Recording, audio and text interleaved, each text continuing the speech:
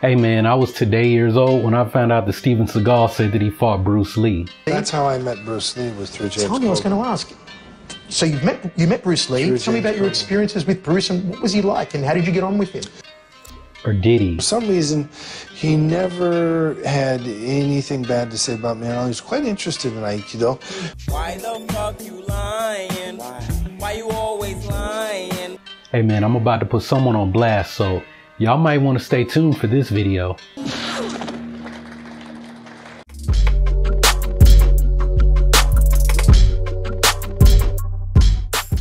What's up y'all, my name is Prince and I'm on a journey to help people find harmony in their life through martial arts, mindfulness practices, and tapping into our own inner power.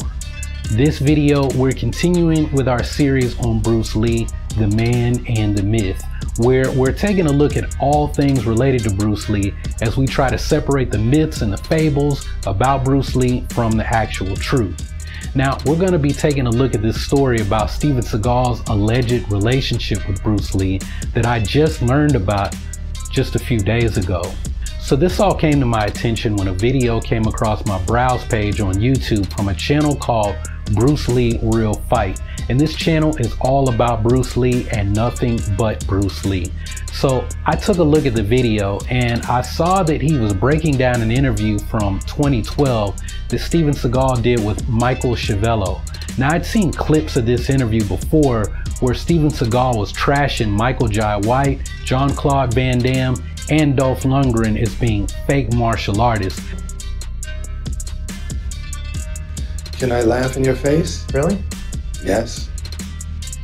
So I wasn't too surprised that Steven Seagal might be on there telling some of those famous tall tales about how he fought Bruce Lee and that they were actually really good friends. Why you always lying? Well, I watched the video on the Bruce Lee Real Fight channel where he proceeded to expose Steven Seagal's lies. And after I finished, well, I thought, you know, maybe I should do a video on this too. So I went and found that original interview, and I'm just gonna say that what I learned really surprised me. Friends with James Coburn as well, who was one of Bruce Lee's students. Indeed.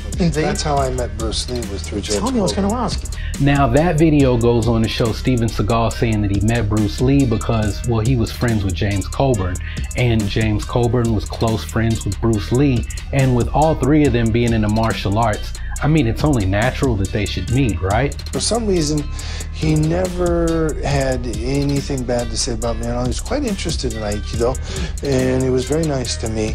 So Steven Seagal also mentions in the interview that he and Bruce exchanged stories about their sons who were around the same age. Bruce brought out Brandon and he said, "This is my little Caucasian boy," you know. And they bonded over being fathers of Hapa children, or that's just a term for mixed Asian kids. Now, you can already see some issues here that Bruce Lee Real Fight channel did a good job in pointing out, but there's one really big problem that he overlooked, and I'm going to tell you what it is. I thought Bruce was a really great guy, a really cool guy. And I thought James Coburn was a great guy too, and I'm really sorry they're all gone. Now the first thing that stood out to me was Steven Seagal mentioning that he was able to connect with Bruce Lee through James Coburn. This was screaming at me because of the relationship that James Coburn and Bruce Lee had made me question when this so-called meeting would have occurred. Now real quick, I want to refer back to the video that I did about Bruce Lee meeting Ip Man. I mentioned that Bruce had to give face to William Chung and join his gang in that video. Bruce wanted to beat William Chung, and the only way he knew how to beat him was to become friends with him so that he could start learning Kung Fu from Ip Man. So I mention all of that because, look, Bruce had a practice of getting close to people just long enough to learn what they knew so that he could move past them and to move forward in life overall. Now at that time, James Coburn was a really big star in Hollywood, just like Steve McQueen. Both of these men eventually became A-list celebrities and big action movie stars who were also learning Jeet Kune Do from Bruce Lee. Bruce got to charge them extremely for personal teaching sessions, and he also got access to their social gatherings of A-list celebrities, directors, producers, and studio executives. Now I'm mentioning all of this because James Coburn and Bruce Lee had this really big falling out over the Silent Flute movie. Sterling Siliphant, Bruce Lee, and James Coburn were gonna make the most aggressive martial arts film to date. They took the idea to Warner Brothers, and Warner Brothers signed off on it, but only if they would film it in India, because Warner Brothers had some money tied up there that could only be spent in the country of India. So Warner Brothers paid for the three of them to go to India to scout locations, and from the way it was described, it was a bit of a rough trip. Well, for Bruce Lee and Sterling Silliphant, James Coburn received VIP treatment everywhere they went. And you would think that he would have been gung-ho about the project, especially since he would have been in the starring role. But nope, that's not what happened. When they returned from the trip, James trashed the project to Warner Brothers executives. He basically said there's no way he'd go back to India to make the film. Bruce was furious, and at that time, he really needed the money, and this could have been his big break in Hollywood. Now, I'm kind of giving you guys this backstory because it's actually going to come up again in some videos that I have planned to debunk some stuff that we've been told about David Carradine and the Kung Fu series, and also what actually led to Bruce going to Hong Kong. It was this incident with James Coburn causing Warner Brothers to axe the Silent Flute movie that made Bruce leave to go to Hong Kong and make movies. Friends with James Coburn as well, who was one of Bruce Lee's students. Indeed. That's how I met Bruce Lee, was through James Coburn. Tell me, I was going to ask. Now, how is all of this Silent Flute stuff related to Steven Seagal and what we're actually talking about in this video? Well, the thing with the Silent Flute incident, that happened in April of 1971. Bruce Lee injured his back a year before that in 1970, so he was largely incapacitated for part of that year. Shortly after Bruce returned from India and James Coburn trashed the movie, Bruce set off for Hong Kong, and in October of 1971, The Big Boss was released in theaters. Bruce Lee did not start teaching James Coburn and these other A-list celebrities until after he played Kato in The Green Hornet.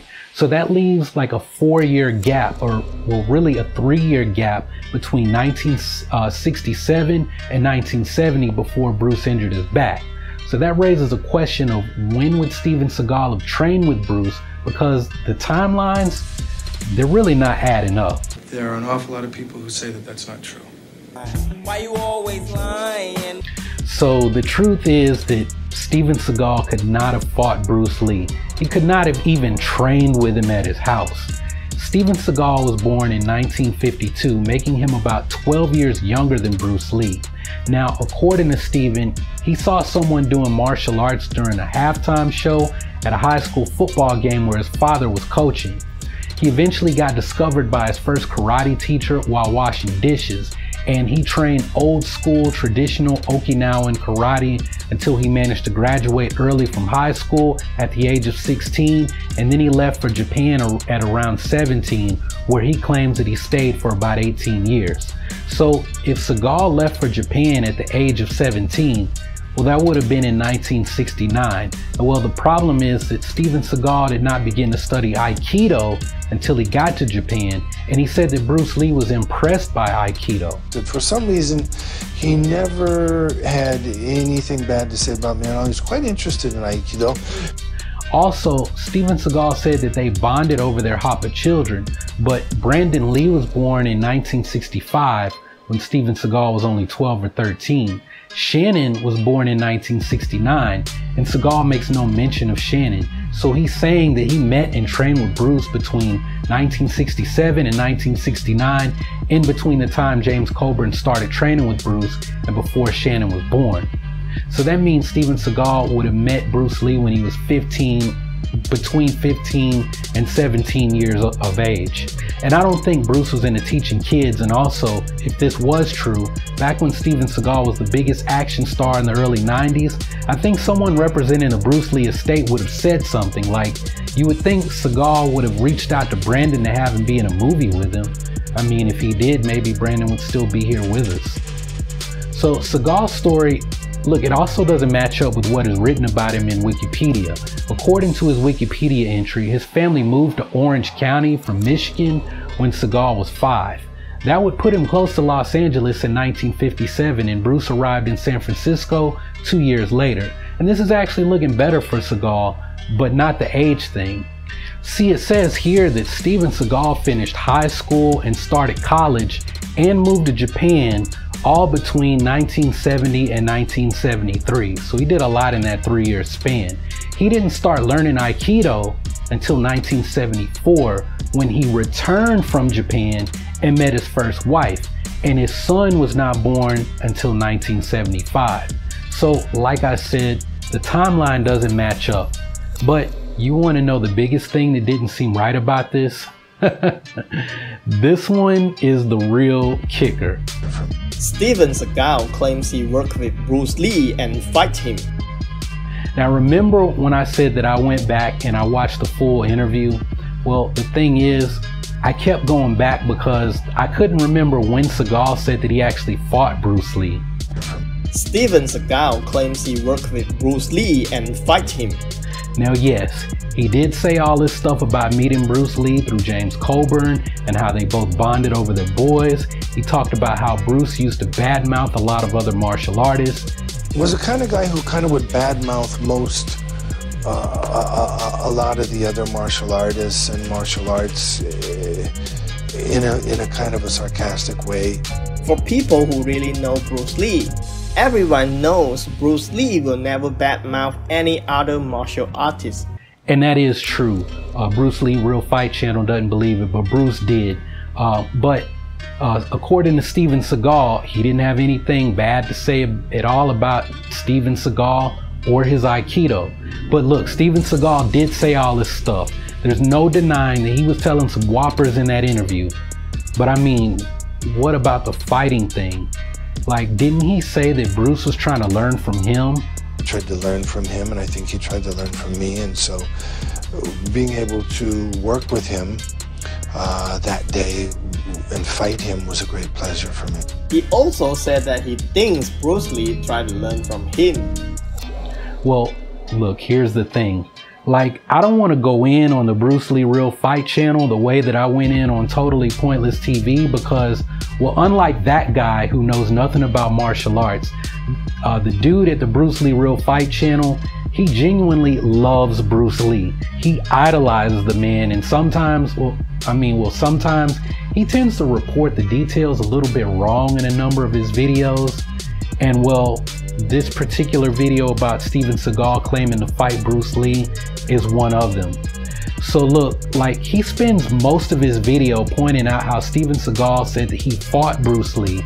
And like I said, I watched the interview at least 3 times, and I probably watched that part of the interview about the fight thing more than 3 times. So Steven Seagal never said that he fought Bruce Lee. Being able to work with him that day and fight him was a great pleasure for me. The guy running the Bruce Lee Real Fight Channel, like, he must have been confused on that part, and I don't think English is his first language. So I'm going to give him the benefit of the doubt and say that he was confused, or otherwise he flat out lied in the video. Oh, come on, 6. But look, Steven Seagal did a fight scene with Dan Inosanto, Bruce Lee's best friend and student in the movie Out for Justice. It's basically Aikido versus Eskrima when Seagal's character and Styx, played by Guru Dan, have a short fight during a fight in the bar scene in the movie. So Seagal was talking about that fight scene that he had with Dan Inosanto and not Bruce Lee. The conversation about their fight scene segs into the conversation about James Coburn and Seagal allegedly meeting Bruce Lee. I was going to say, Dan Inosanto, at one stage Bruce Lee's #1 student. You also and teacher, friends with James Coburn as well, who was one of Bruce Lee's students. So I believe that Seagal probably did get close to Linda, Brandon, and Shannon, the Lee family, through James Coburn and Dan Inosanto after he had already achieved some success in Hollywood, so late 80s, early 90s. So Steven Seagal obviously did not fight Bruce Lee, but he also didn't lie about it because he never said it. This was a mistake made by the Bruce Lee Real Fight Channel. And now Seagal did say that he met Bruce through James Coburn, and I mean, yeah, maybe he met Brandon. Why you always lying? So I'll give him that one. And I mean, Brandon's full name is Brandon Bruce Lee, but still, like, how do you confuse Brandon Lee with Bruce Lee? Like, if I didn't know so much about Bruce Lee, I wouldn't know that Brandon's middle name was Bruce. But did anyone ever refer to Brandon by his middle name? Like, I bet the only time Brandon's middle name was even mentioned was probably when Linda was about to give him the business when he was a little kid after Bruce had passed on. You know, you're in trouble when your mom says your full name, right? But real quick, if you're enjoying these videos on the life and times of Bruce Lee, be sure to check out that last video about how Ip Man had to stop teaching Wing Chun to Bruce. You'll learn something really cool about where the whole "be like water" saying came from. Be water, my friend.